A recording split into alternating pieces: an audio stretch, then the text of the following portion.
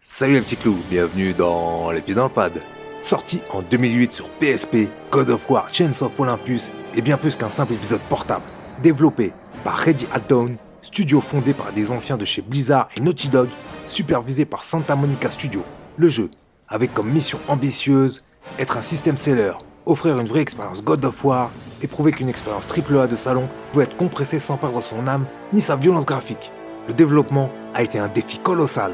Pour faire tourner le jeu avec une telle fluidité, les développeurs ont poussé la PSP dans ses derniers retranchements, forçant même Sony à débloquer la vitesse d'horloge du processeur de la console, passant de 222 MHz à 333 MHz pour maintenir un framerate stable. Ils ont utilisé un moteur propriétaire capable de gérer des éclairages et des animations que l'on pensait impossibles sur portable. Dans cette préquelle épique, on découvre un Kratos plus humain, encore enchaîné à la volonté de l'Olympe, chargé de retrouver Helios pour dissiper les ténèbres qui s'abattent sur le monde. Entre combats viscéraux et une mise en scène cinématographique qui n'a rien à envier à la PS2, c'est le titre qui a transformé la PSP en une véritable machine de guerre et qui reste encore aujourd'hui un pilier indispensable de la légende du fantôme de Sparte. Pour ce test, j'ai choisi de jouer sur la version HD sortie sur PS3. C'est une question de confort visuel et de maniabilité, mais aussi technique, pour vous proposer les meilleures images possibles. Alors, ne laissez pas ce test sombrer dans les profondeurs du Tartare. Déchaînez votre puissance sur les pouces bleus, partagez cette quête et abonnez-vous pour graver votre nom au sommet de l'Olympe. Le destin de cette chaîne est entre vos mains. Ladies and gentlemen, start your engines.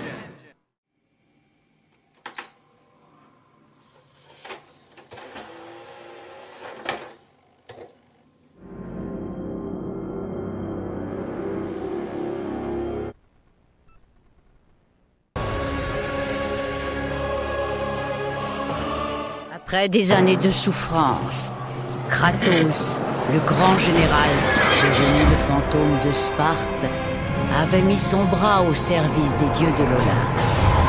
En retour, il espérait simplement pouvoir se débarrasser des cauchemars qui le hantaient depuis trop longtemps. À ses péchés du passé, il ne trouva de répit et d'apaisement que dans le fracas des armes.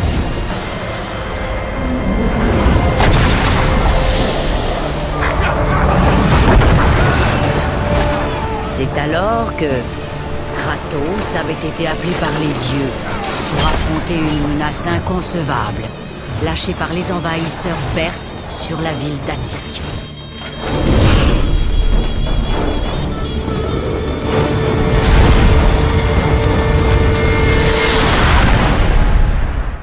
L'histoire de Chains of Olympus se déroule après God of War Ascension, mais avant les événements du tout premier épisode. Le scénario brille par sa capacité à donner une dimension plus intime et tragique au monstre de colère qu'est Kratos, encore esclave de l'Olympe. Le monde est plongé dans le chaos après la disparition du soleil et le fantôme de Sparte est envoyé pour comprendre l'origine de cette catastrophe. Ce point de départ simple fonctionne très bien, car il sert de prétexte efficace à une aventure mythologique dense tout en restant immédiatement compréhensible même pour les joueurs qui découvrent la saga. Confronté à ses regrets, à sa culpabilité et surtout à la perte de sa famille, notamment à travers sa rencontre déchirante avec sa fille Calliope, ce qui offre une profondeur émotionnelle rare pour la série à l'époque. Ce titre humanise le fantôme de Sparte au-delà de sa soif de sang. Le scénario réussit parfaitement à s'imbriquer dans la mythologie globale en expliquant pourquoi l'Olympe est en dette envers lui, tout en mettant en scène des figures iconiques comme Atlas ou Perséphone, avec une mise en scène qui ne sacrifie rien au gigantisme habituel de la licence. Cependant, l'histoire de Chains of Olympus souffre aussi de certaines limites. Le format portable impose une durée de vie plus courte, ce qui empêche le scénario de se développer et qui donne parfois l'impression que l'intrigue se précipite vers sa conclusion.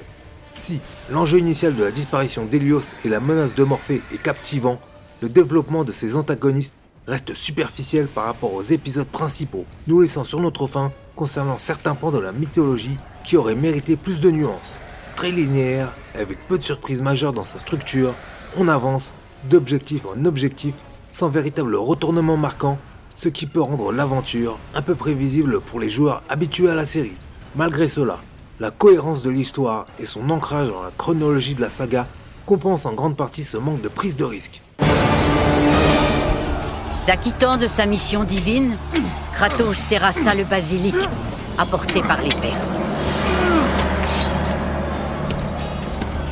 Mais cette victoire dérisoire ne pouvait satisfaire l'homme que l'on appelait aujourd'hui le fantôme de Sparte. C'est tout ce que vous avez pour moi? N'y a-t-il rien d'autre?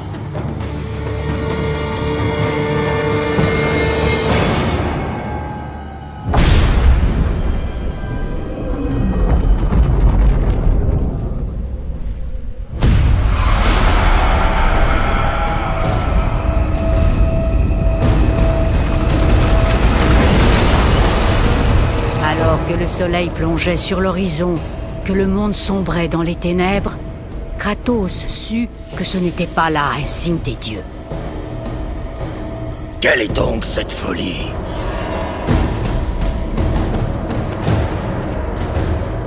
Le regard fixé sur l'horizon, Kratos fit route vers la mystérieuse lueur.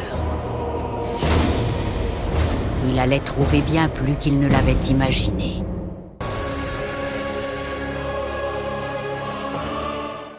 Le gameplay est un véritable tour de force qui parvient à transposer l'intégralité du dynamisme de la PlayStation 2 sur une machine tenant dans la poche, reprenant presque à l'identique la formule qui a fait l'ADN de la série et le succès des épisodes PS2, tout en conservant un système de combat fluide, brutal, rapide et immédiatement satisfaisant. Kratos dispose de ses lames du chaos, enchaîne les combos, les projections et les attaques magiques dans une chorégraphie violente qui reste très agréable à prendre en main. Les sensations sont fidèles à la saga et le jeu donne réellement l'impression de jouer à un vrai God of War et pas à une version simplifiée. Les développeurs de Ready at Dawn ont fait preuve aussi d'une ingéniosité en adaptant l'absence de second joystick analogique normalement dédié aux esquives par une combinaison de touches, mais l'expérience originale sur console portable n'était pas sans douleur. Le petit pad glissant de la PSP s'avérait souvent imprécis et particulièrement éprouvant pour le pouce lors des actions contextuelles rapides comme les fameux arcs de cercle. Heureusement, en jouant sur cette version HD, ce problème disparaît totalement. Le titre tire profit de la DualShock pour nous permettre d'utiliser enfin les deux sticks analogiques, redonnant au combat et au QTE toute la souplesse et le confort d'un véritable épisode de salon. On gagne ainsi en précision ce qu'on perd en cran, rendant le massacre des ennemis de l'Olympe bien plus agréable et fluide que sur le support d'origine. Mais le gameplay de Chains of Olympus n'est pas exempt de défauts. Le manque de variété dans les ennemis, avec un bestiaire qui manque parfois de renouvellement, se fait sentir, avec des affrontements qui peuvent devenir répétitifs sur la durée. Les combos, bien qu'efficaces, évoluent peu, et le système de progression reste assez classique et peu surprenant. L'arbre d'amélioration des armes et des pouvoirs magiques est assez limité, ce qui réduit l'aspect stratégique de la progression et donne l'impression d'avoir fait le tour des possibilités de combat bien avant le générique de fin. Enfin, la difficulté globale semble avoir été revue à la baisse pour s'adapter à des sessions de jeu plus courtes, ce qui pourra laisser les vétérans de la saga sur leur faim en termes de réel challenge. Malgré cela, le gameplay reste solide, maîtrisé et parfaitement adapté à son format, faisant de Chains of Olympus une référence du jeu d'action sur PSP.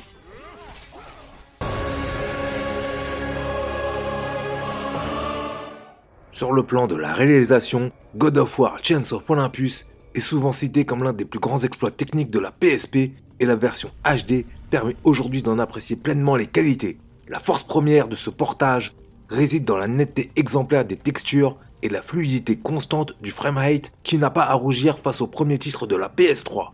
Surtout, cette version gomme les défauts majeurs de l'original. Fini l'aliasing qui parasitait l'image et les chutes de FPS lors des combats chargés. Les effets de lumière sur les armures de Kratos et les panoramas grandioses de l'Attique gagnent en profondeur, prouvant que la direction artistique originale était déjà d'un niveau exceptionnel. La version HD met particulièrement en valeur les contrastes et les couleurs, là où la PSP pouvait parfois assombrir certains éléments à cause de la résolution limitée de son écran. L'animation de Kratos et des ennemis reste percutante avec des impacts qui conservent toute leur brutalité. En HD, la stabilité de l'image rend l'action bien plus lisible que le support d'origine, améliorant nettement le confort lors des affrontements massifs. Cependant, lorsque l'on compare directement à God of War 2, certains stigmates du passé restent visibles. Les textures, bien qu'améliorées, trahissent parfois l'origine portable du jeu avec un niveau de détail inférieur aux épisodes PS2 et certains décors peuvent paraître plus dépouillés. A noter également que l'architecture du jeu impose parfois de légers micro-freezes entre deux séquences, de brefs instants de latence qui surviennent pour masquer un chargement et qui nous rappellent les contraintes techniques de la console initiale. De même, les animations faciales, en particulier lors des cinématiques, montrent leurs limites. En HD, ces faiblesses sont parfois plus perceptibles qu'à l'époque de la PSP, où la petite taille de l'écran les masquait davantage. Les expressions restent efficaces narrativement, mais manquent de finesse par rapport aux standards actuels. Malgré tout, en le remettant dans son contexte, la réalisation conserve une vraie force artistique et prouve que le jeu était déjà, à sa sortie, pensé comme une ambition largement supérieure à son support d'origine.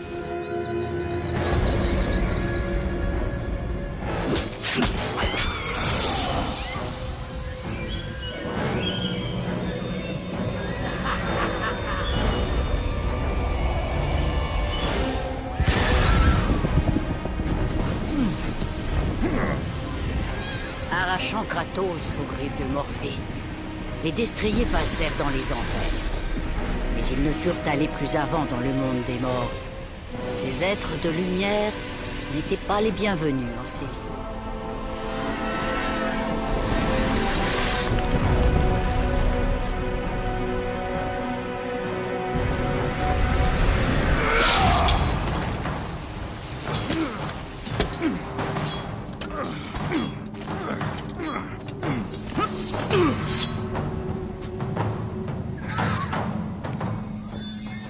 Kratos se tenait au bord des enfers, la terre où nul mortel n'avait mis le pied.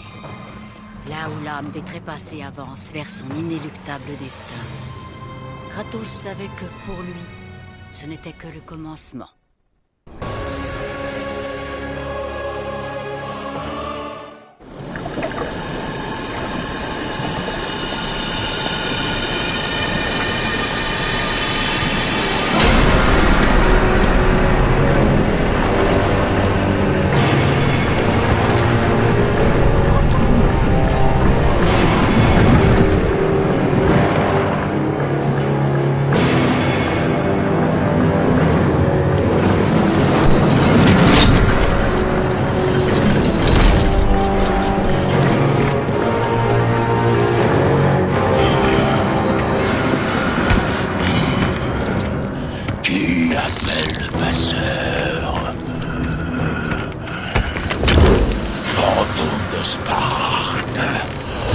Esclave de l'Olympe.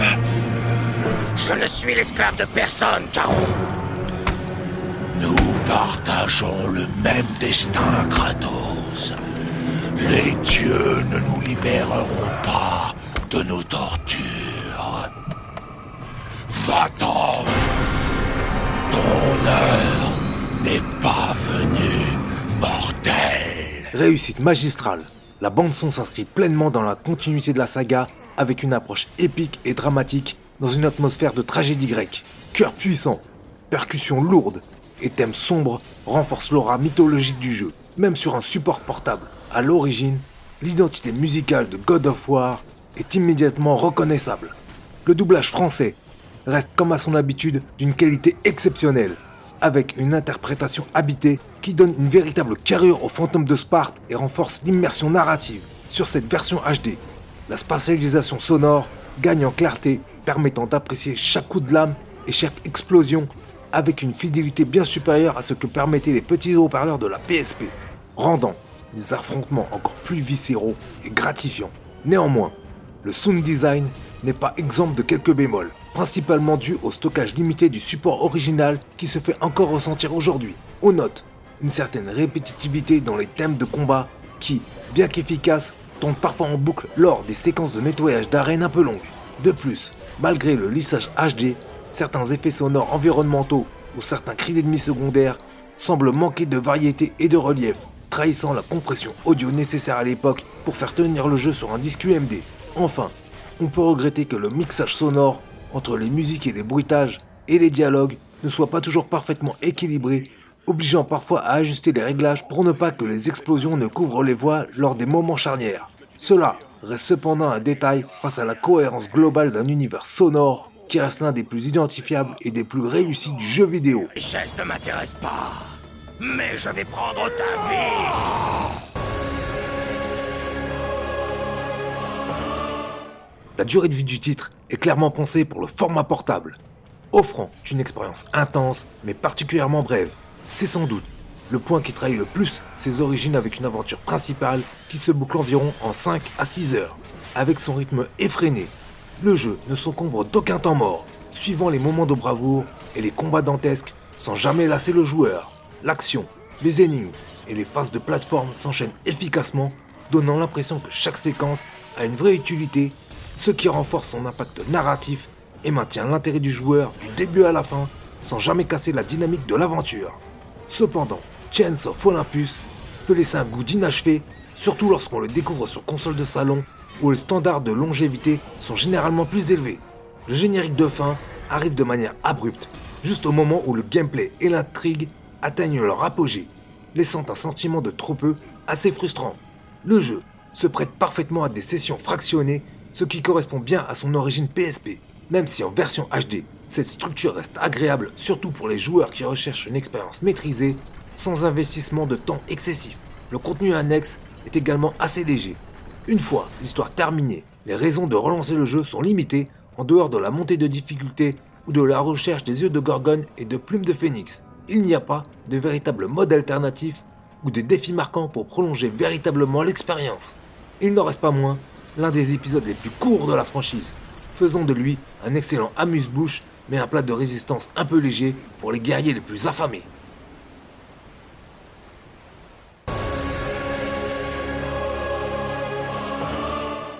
Pour conclure, la question est de savoir si ce Chains of Olympus mérite sa place dans votre bibliothèque en 2026. Techniquement, le jeu tient encore étonnamment bien la route, surtout dans cette version HD.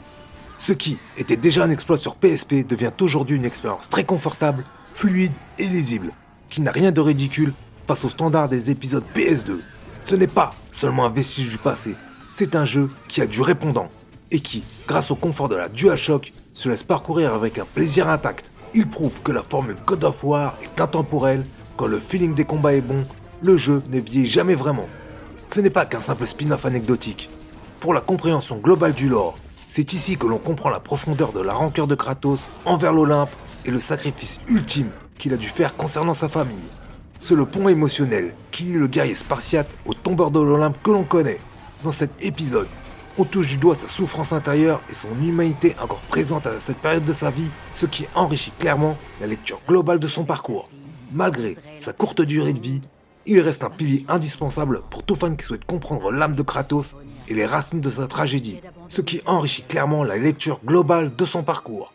Merci d'avoir regardé, likez, commentez et partagez, abonnez-vous pour ne pas rater mes prochaines aventures.